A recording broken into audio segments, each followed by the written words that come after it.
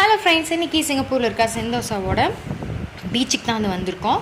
ஸ்னேக்லாம் கழுத்தில் போட்டு பார்த்து ஃபோட்டோஸ் எல்லாம் எடுத்துகிட்டு பீச்சுக்கு கிளம்பியாச்சு. பீச்சுக்கு போகிறப்பலே ரொம்ப டயர்டாயிடுச்சு. கரெக்டாக நாங்கள் 4 o'clock 4:30 அந்த மாதிரி தான் போனோம். அப்போவே கொஞ்சம் ஒரு மாதிரி வெயிலாக இருந்தங்காட்டி நடக்கவே முடியல. இப்படியே நடந்து இந்த லாஸ்ட்டுக்கு போயிட்டோம்.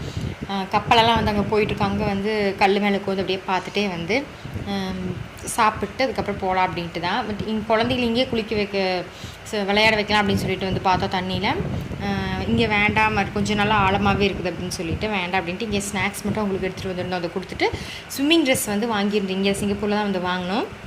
அந்த ட்ரெஸ் போட்டு விட்டுட்டு திருப்பி கிட்ஸ் விளையாடுறதுக்கு கொஞ்சம் முன்னாடியே இருக்குது கிட்ஸ் விளையாடுற இடம்.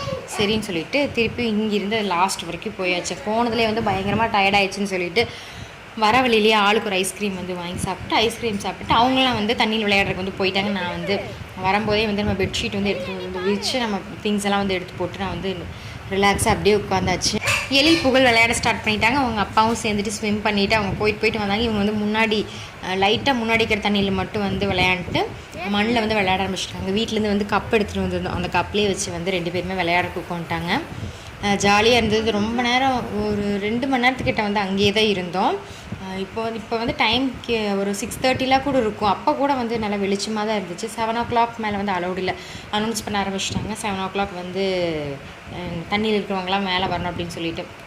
ஸோ ஃபைனலாக 7 o'clock வரைக்கும் விளையாண்டுட்டு கிளம்பிட்டோம். இங்கே நம்ம பீச் இங்கே தண்ணியெல்லாம் விளையாண்டு முடிச்சுட்டு பக்கத்துலேயே குளிக்கிறதுக்கு முன்னாடியும் வச்சுருக்காங்க. அதுக்கப்புறம் உள்ளுக்குள்ளே கொஞ்சம் க்ராஸ் பண்ணோம் அப்படின்னா அங்கேயே பாத்ரூம்லாம் இருக்குது. அங்கேயே போய் குளிச்சுக்கலாம். ஸோ ஃபஸ்ட்டு முன்னாடி குழந்தைகளை குளிக்க வச்சுட்டு ரொம்ப ஜாலியாக தண்ணி வரங்காட்டி அவங்க விளையாண்டுட்டே இருந்தாங்க. கொஞ்சம் நேரம் இதுலேயே இங்கே குளிக்க வச்சுட்டு தனித்தனியாக ஜென்ஸ்க்கும் லேடிஸ்க்கும் தனித்தனியாக பாத்ரூம் இருக்குது. அதில் போய் பாப்பாவையும் தனியாக புகழ் தனியாக குளிக்க வச்சு ட்ரெஸ் எல்லாம் மாற்றி விட்டுட்டு நாங்கள் கிளம்பிட்டோம்.